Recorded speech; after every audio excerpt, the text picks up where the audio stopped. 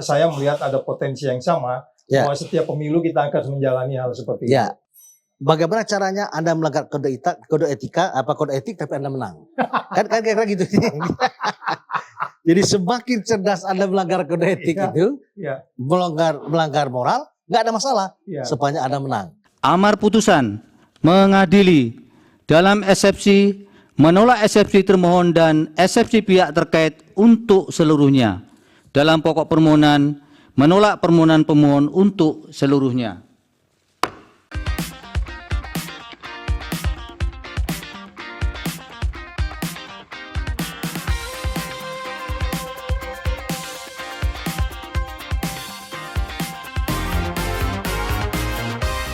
Sobat Forum, kita sudah mengikuti proses persidangan sampai selesai dan ini adalah puncak dari pemilu Pilpres. Ya. Dan hari ini sudah bisa kita sampaikan bahwa Indonesia telah memiliki presiden baru, yaitu Prabowo Subianto dan Wakil Presiden Gibran Rakabuming dengan putusan MK yang terakhir.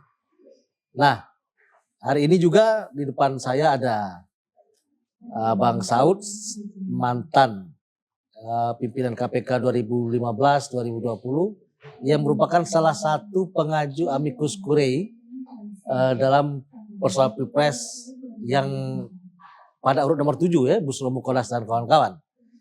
Nah, kita tanya di bagian pendapat dari Bang Saud selaku pengaju amicus curiae terhadap hasil putusan MK tadi yang menolak keseluruhan yang diajukan oleh pemohon.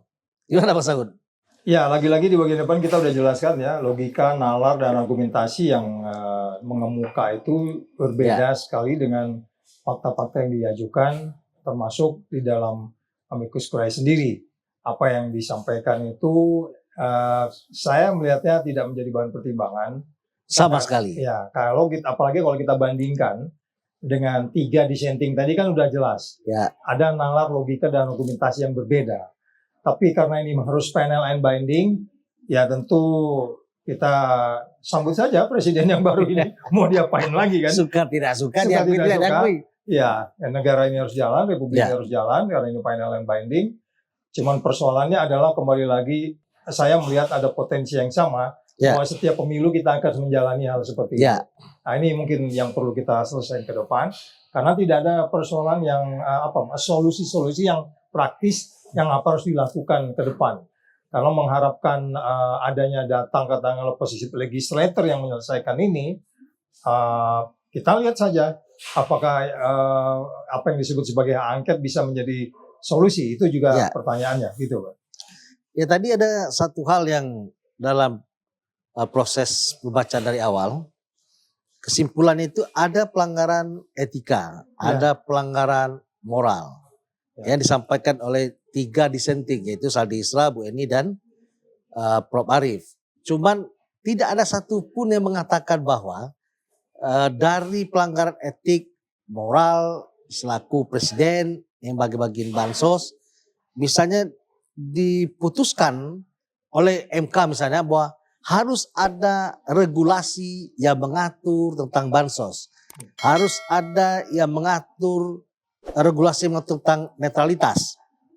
Karena dalam setiap persoalan pilpres, pilkada, pileg, itu Bang Saud, itu biasanya yang nggak netral itu disebutkan PNS. Artinya dipengaruhi oleh kepala dinas, bupati, dan sebagainya. Nah mungkin kan harus ada terobosan hukum. Harusnya MK memutuskan bahwa PNS yang 4,28 juta itu sama dengan telepon tidak boleh memilih karena tidak punya hak memilih. Karena pintu masuknya di situ. Di situ titik masuknya. Ya, akhirnya kan semua aparat bekerja nih. Di dinas bagi-bagi bansos segala macam karena dia PNS takut sama atasannya melakukan hal-hal yang seperti itu. Terjadi juga di pilkada. Tapi dalam putusan tadi kita lihat sama ada putusan 2019, 2014 itu nggak ada jalan keluar. Tapi tahu ini ada penyakit. Menurut saya sih dari hasil putusan ini kelihatannya belum ada satupun progres terobosan hukum yang dilakukan untuk mengantisipasi ini.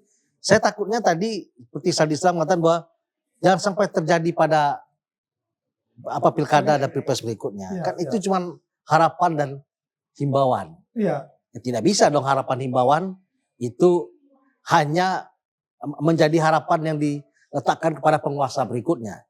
Nah, menurut Bang Sakur yang selaku pimpinan KPK harusnya kan ada pembenahan nih. Iya. Ya, konkretnya itu seperti apa gitu.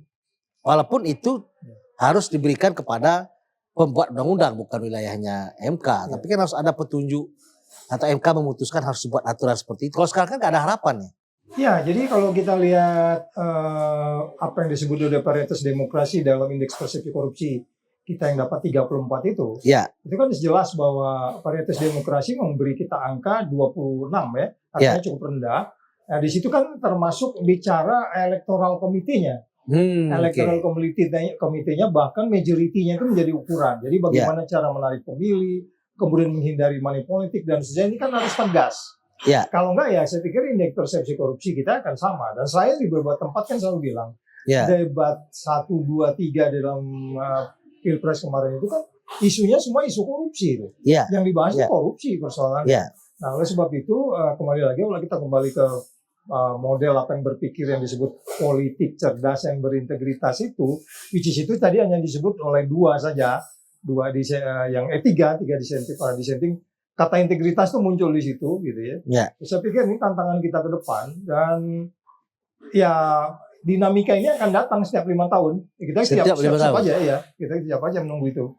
Karena satu hal yang menarik itu tidak ada satupun yang diterima, ditolak seluruhnya. Jadi sepanjang bukti yang diajukan ada penyalahgunaan kekuasaan itu tidak terbukti. Kalau sama sekali. Kalau lihat dari 6 tadi 6 klaster ya, BK klaster kan, mulai independensi, terus kemudian netralitas, terus kemudian bansos, terus kemudian pengerahan dan kemudian sirekap dan seterusnya, netralitas. Itu kan semua nggak tidak dijawab. Padahal itu sangat kasat mata semuanya. Jadi 6 klaster itu sebenarnya kalau kita lihat satu persatu dan itu yang dibahas di persidangan kemarin itu nggak menjadi pertimbangan saya pikir dan semuanya dijawab dan MK menjadi pembenar dari apa yang dilakukan oleh Bawaslu, DKPP dan KPU. Kira-kira ini ada berdampak nggak terhadap pilkada yang akan digelar pada bulan November ini? Karena kan tadi disebutkan bahwa ada 6 klaster, ada soal kenetralitasan dan sebagainya. Kemudian ada pelanggaran kode etik. Itu di MK sendiri loh.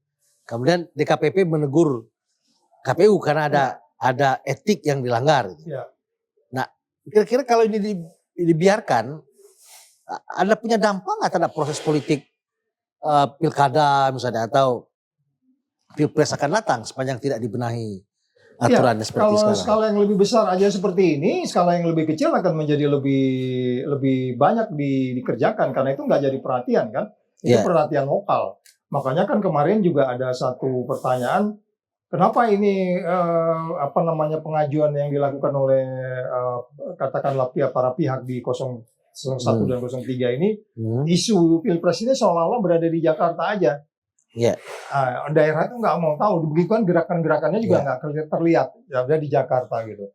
Nah sebaliknya nanti akan begitu, bahwa ini persoalan lokal, Jakarta juga nggak harus terlalu cawe-cawe di situ. Jadi persoalan lokal, tokoh-tokoh lokal aja, dan itu nggak sampai gaungnya ke nasional. Padahal kalau kita bicara pemerintahan nggak begitu. Di sudut-sudut manapun di Republik ini harus menjadi azas pelaksanaan pemilu yang jujur, adil dan seterusnya itu. Jadi sekali lagi kita melihat ada potensi besar bahwa akan terjadi pengulangan, cuman modelnya berbeda. Nanti apakah itu umpamanya model money politik yang berbeda, pengerahan bansos yang berbeda, independensinya juga berbeda dalam menentukan calon-calon nanti. Begitu juga dalam kaitan kalau kita dekati dari 6 klaster tadi, itu potensinya akan terjadi di daerah. Termasuk dengan mobilisasinya kan? Mobilisasi. Netralan dan sebagainya. Iya, itu betul. Jadi kalau mau ikut pilkada, bagaimana caranya Anda melanggar kode etik tapi Anda menang? kan kira-kira gitu. Jadi semakin cerdas Anda melanggar kode etik itu, melanggar moral, nggak ada masalah sepanjang Anda menang. Nanti kira-kira pembuktiannya tidak begitu mudah. Kan begitu akhirnya pemilu yang ya. berbuat curang lah securang-curangnya. Pragmatismenya Ah, nanti begini. kita buktinya jadi Iya. di pengadilan kan gitu. Iya. Kan kita kesimpulannya akhirnya kita melihat tidak ada perubahan dalam cara berpemilu yang Iya. baik. Itu yang sebabnya tadi saya lihat Pak Arief menjelaskan mengenai judulnya kan dia pakai kata peradaban. Ya, Kan sebenarnya ya. itu yang sedang terancam di negeri kita. Ya. Peradaban kita ini sedang menuju ke tempat yang kalau kita lihat tadi Pak Arief. Kalau peradaban itu kan etika di atas segalanya. Ya. Dan dia mengingatkan sejarah berdirinya negeri ini. Ya. Kadang-kadang di bagian depan kan tadi agak panjang ya. Ya. Mengingatkan kita bahwa ini sebenarnya ada mission yang lebih besar di dalam membangun republik ini sebagaimana yang diminta oleh pendiri kita, Ya. which is The founding fathers. Ya, dan ini which is itu kelihatan kita udah jauh dari situ. Dan memang udah orang tidak peduli dengan etik lagi kan. Ya, yang penting menang. Kalau ya, yang penting lah. Walaupun tadi udah diingatkan mengenai Undang-Undang 2001 tentang etik. Ya. Jadi kalau menghandarkan itu aja itu sejak tahun 2001 udah ada. 2001 ada. Jadi mungkin saya sependapat dengan Bu Rio tadi. Memang ada beberapa instrumen-instrumen atau katakanlah undang-undang aturan yang memperkecil potensi konflik of interest dan menutup semua pintu masuk konflik of interest terlebih di penyelenggara negara. Ya. Penyelenggara negara ini saya masukkan termasuk penegak hukum. Ya. Itu kan sudah jelas ya, bahwa bagaimana mereka melakukan upaya-upaya, terus kemudian kita meminta supaya Kabin dipanggil juga, Kapolri dipanggil juga, Menteri Dalam Negeri dipanggil. Itu kan sebenarnya salah satu amikus yang kita mintakan waktu itu. Ya. Termasuk presiden. Ya, presiden termasuk presiden. Karena apapun ceritanya yang kita bahas kan presiden dia harus hadir di situ gitu. Baik, pemirsa mungkin ini podcast kita terpanjang hampir 6-7 jam. Dan terima kasih Bang Saud ya, sama-sama menemani kita semua di sini. Selamat datang presiden baru. Presiden baru ya. Ya mau apa gimana lagi? Ya. Mau apa lagi kan? Kita presiden Indonesia terbaru yaitu Pak Prabowo dan Gibran Rakabuming. Semoga sukses. Ya. Dan kita harapkan bahwa kalau saya minta indeks persepsi korupsi naiklah menjadi 70, jadi 70. Jangan seperti 34. Karena ini 10 tahun ini kan kita kembali ke 2014 ya. Ya, kita berharap pada presiden baru. Iya, betul. Ya, kepemimpinan baru dan mungkin stylenya juga baru, gayanya baru. Mudah-mudahan Indonesia akan menjadi lebih baik. Yap. Terima kasih Bang Saud. Sama-sama. 6-7 jam. Ya, all the best. Sampai jumpa lagi. Ya.